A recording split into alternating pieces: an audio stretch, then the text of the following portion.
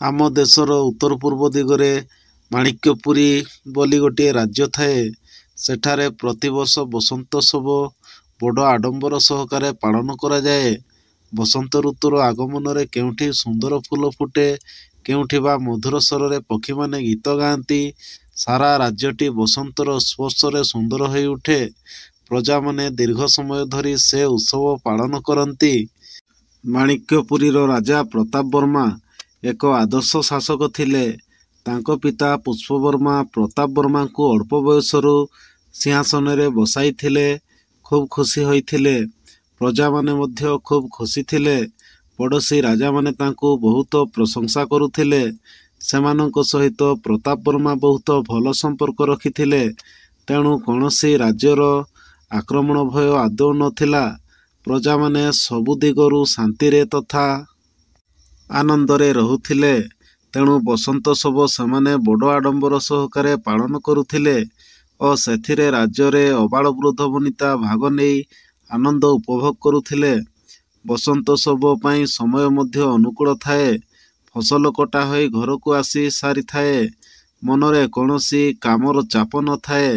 ତେଣୁ ପ୍ରଜାମାନେ ଉତ୍ସବଟିକୁ ଖୁସି ଆନନ୍ଦରେ ପାଳନ କରନ୍ତି। ପୁଣି ଏ ବର୍ଷ ରାଜା ପ୍ରତାପବର୍ମାଙ୍କର ସିଂହାସନ ଆରୋହଣ କରିବାର 25 ବର୍ଷ ହେବାରୁ ରଜତ ଜୟନ୍ତୀ ମଧ୍ୟ ପାଳନ କରାଯାଉଥାଏ। ସେଥିପାଇଁ ସେ ବର୍ଷ ପ୍ରତିଯୋଗିତା ସବୁ ହେଉଥାଏ। କେବଳ କ୍ରୀଡ଼ା କ୍ଷେତ୍ରରେ ନୁହେଁ, ବରଂ ସଙ୍ଗୀତ, ସାହିତ୍ୟ, ଲଳିତ କଳା କ୍ଷେତ୍ରରେ ମଧ୍ୟ ହେଉଥାଏ। ପଣ୍ଡିତ ସଭା ମଧ୍ୟ ଡକା ହୋଇଥାଏ। ପଡ଼ୋଶୀ ରାଜ୍ୟମାନଙ୍କୁ ପ୍ରତିଯୋଗିତାରେ ଭାଗ ନେବା ପାଇଁ ନିମନ୍ତ୍ରଣ କରାଯାଇଥାଏ। ରାଜା ପ୍ରତାପବର୍ମା ଏସବୁ କରିବା ଦ୍ୱାରା ପଡ଼ୋଶୀ ରାଜ୍ୟରେ ମଧ୍ୟ ସମସ୍ତଙ୍କର ସେ ବଡ଼ ପ୍ରିୟ ଥିଲେ। ପଡ଼ୋଶୀ ରାଜ୍ୟର ପ୍ରତିଯୋଗୀମାନେ ଖୁସି ହୋଇ ସର୍ବଦା ଏହି ଦିନଟିର ଅପେକ୍ଷାରେ ଥାନ୍ତି। ପ୍ରଥମେ କ୍ରୀଡ଼ା ପ୍ରତିଯୋଗିତା ହେଲା। ସମସ୍ତ ପ୍ରକାର ଖେଳରେ ଜଣେ ପାହାଡ଼ୀ ଯୁବକ ଜିତୁଥାଏ। ଲପକ ନାମକ ଏକ ପ୍ରକାର ନୂଆ ଖେଳ ମଧ୍ୟ ଖେଳାଗଲା। ଘୋଡ଼ା ଉପରେ ବସି ଗୋଟିଏ ଶୁଖିଲା ନଡ଼ିଆକୁ ଲମ୍ବା ବାଡ଼ି ସାହାଯ୍ୟରେ ଯୁଆଡ଼େ ପାରିବ ନେଇଯିବ। ସେ ଖେଳରେ ପାହାଡ଼ୀ ଯୁବକର ହସ୍ତକୌଶଳ ଦେଖି ସମସ୍ତେ ତା'ର ବହୁତ ପ୍ରଶଂସା କରୁଥାନ୍ତି। ଅବଶେଷରେ ପୁରସ୍କାର ବିତରଣ ଉତ୍ସବ। ପାହାଡ଼ୀ ଯୁବକକୁ ପୁରସ୍କାର ଦେବାବେଳେ ରାଜା ପଚାରିଲେ, ବତ୍ସ, ତୁମର ନାମ କ'ଣ? ସେ ଅତି ବିନମ୍ର ହୋଇ କହିଲା, ମହାରାଜ, ମୋ ନାମ ଉତ୍ତୁଙ୍ଗ। ତାପରେ ସେ ତା'ର ଦଳକୁ ଦେଖାଇ କହିଲା, ଏମାନେ ସବୁ ମଧ୍ୟ ମୋ ସହିତ ଆସିଥିଲେ। ଆମେମାନେ ଶୃଙ୍ଗମାୟ ପାହାଡ଼ରେ ଥିବା ଗ୍ରାମରେ ରହୁ। ଆମର ପଦବୀ ହେଉଛି ଉତ୍ତୁଙ୍ଗ। ମୁଁ ଏ ବର୍ଷ ପ୍ରଥମ ଥର ପାଇଁ କ୍ରୀଡ଼ା ପ୍ରତିଯୋଗିତାରେ ଭାଗ ନେଇଛି। ଉତ୍ତୁଙ୍ଗକୁ ଦେଖି ରାଜା ବହୁତ ଖୁସି ହେଲେ। ଉତ୍ତୁଙ୍ଗ ତା'ର ସାଥୀମାନଙ୍କ ଠାରୁ ଏକ ସୁନ୍ଦର ନୂଆ ପ୍ରକାରର ପୁଷ୍ପଗୁଚ୍ଛ ଆଣି ରାଜକୁମାରୀଙ୍କ ହାତରେ ତାହା ଦେଇ କହିଲା, ମୁଁ ଶୁଣିଥିଲି ଆପଣ ଫୁଲକୁ ବହୁତ ଭଲ ପାଆନ୍ତି। ସେଥିପାଇଁ ଏହାକୁ ଆଣିଥିଲି। ଏହା ଏକ ସମ୍ପୂର୍ଣ୍ଣ ନୂତନ ପ୍ରକାରର। ଏହା ପ୍ରାୟ ଦେଖିବାକୁ ମିଳେ ନାହିଁ।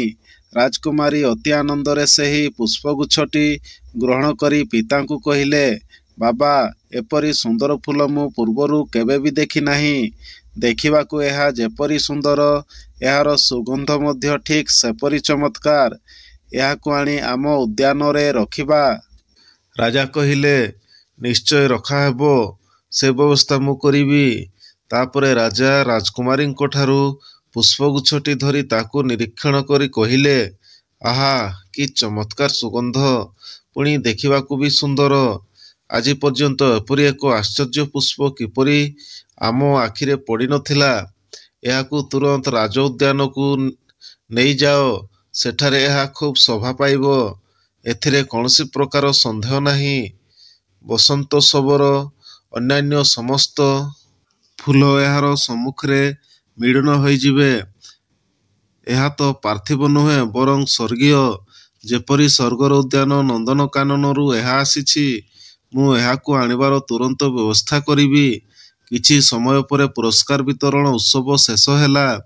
ରାଜା ଉପସ୍ଥିତ ଲୋକଙ୍କୁ ସମ୍ବୋଧିତ କରି କହିଲେ, ହେ ମୋର ପ୍ରିୟ ନାଗରିକ, ଏ ବର୍ଷ ଅନ୍ୟାନ୍ୟ ବର୍ଷ ଅପେକ୍ଷା ଅଧିକ ଆଡମ୍ବର ସହକାରେ ବସନ୍ତ ଉତ୍ସବ ପାଳନ କରାଯାଇଛି। କ୍ରୀଡ଼ା ପ୍ରତିଯୋଗିତାରେ ଉତ୍ତୁଙ୍ଗ ଓ ତାର ସାଥୀମାନେ ଯେପରି କୌଶଳ ସବୁ ଦେଖାଇଲେ ତାହା ଅଦ୍ୱିତୀୟ। ତେଣୁ ଆସନ୍ତା ବର୍ଷଠାରୁ ଲୋପକ ଖେଳର ନାମ ଆମେ ମାୟା କ୍ରୀଡ଼ା ଦେବା, କାରଣ ଶୃଙ୍ଗମୟ ପାହାଡ଼ବାସୀମାନେ ଏହାକୁ ଅତି ସୁନ୍ଦର ଭାବରେ ଖେଳିଲେ। ପୁଣି ମୁଁ ଭାବିଛି ଯେ ସେହି ପାହାଡ଼ି ଗ୍ରାମର ଯୁବକମାନଙ୍କୁ ମୁଁ ମୋ ସୈନ୍ୟ ବିଭାଗରେ ମଧ୍ୟ ସ୍ଥାନ ଦେବି। କାଲି ବସନ୍ତ ଉତ୍ସବର ଶେଷ ଦିନ। ସବୁ ବର୍ଷ ପରି କାଲି ମଧ୍ୟ ରାଜପ୍ରସାଦର ଦ୍ୱାର ସମସ୍ତଙ୍କ ପାଇଁ ଖୋଲା ରହିବ। ଯାହାର ଯାହା ଭେଟି ନେଇ ଆସିବା ପାଇଁ ଇଚ୍ଛା ସେ ଯେକୌଣସି ସମୟରେ ଆସିପାରେ। ଦେବୀ ମାତା ଆମକୁ ରକ୍ଷା କରନ୍ତୁ। ରାଜାଙ୍କର ଏହି ଘୋଷଣା ଶୁଣି ସମସ୍ତେ କରତାଳି ଧ୍ୱନିରେ ରାଜାଙ୍କର ପ୍ରଶଂସା କଲେ। ସମସ୍ତେ ବହୁତ ଖୁସି ହେଲେ। ରାଜା ଓ ରାଜକୁମାରୀଙ୍କ ଜୟ ଜୟକାର କଲେ। ତାପରେ ରାଜା ଓ ରାଜକୁମାରୀ ଭିନ୍ନ ଭିନ୍ନ ରଥରେ ଚଢ଼ି ରାଜନଅରକୁ ଲେଉଟି ଆସିଲେ।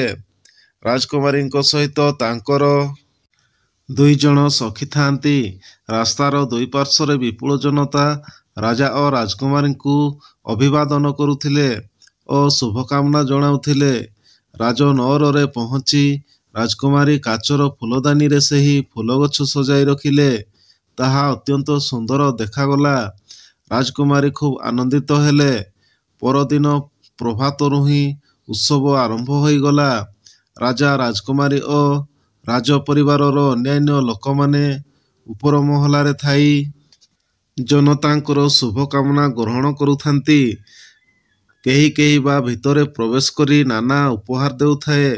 କିଛି ସମୟ ପରେ ଯୁବକ ଓ ଯୁବତୀଙ୍କ ମଧ୍ୟରେ ହୋଲି ଖେଳ ଆରମ୍ଭ ହୋଇଗଲା ଓ ତା ସହିତ ନାଚ ଗୀତ ମଧ୍ୟ। ସାରା ରାଜ୍ୟର ଲୋକ ସେଥିରେ ଭାଗ ନେଉଥିଲେ। କୌଣସି ବାଧା ନାହିଁ, ସାମାଜିକ ନିୟମ ବି ନାହିଁ। ମନ ଆନନ୍ଦରେ ସମସ୍ତେ ସେଥିରେ ଭାଗ ନେଉଥିଲେ। ରାଜ ପରିବାରର ଲୋକମାନେ ମଧ୍ୟ ସାଧାରଣଙ୍କ ସହିତ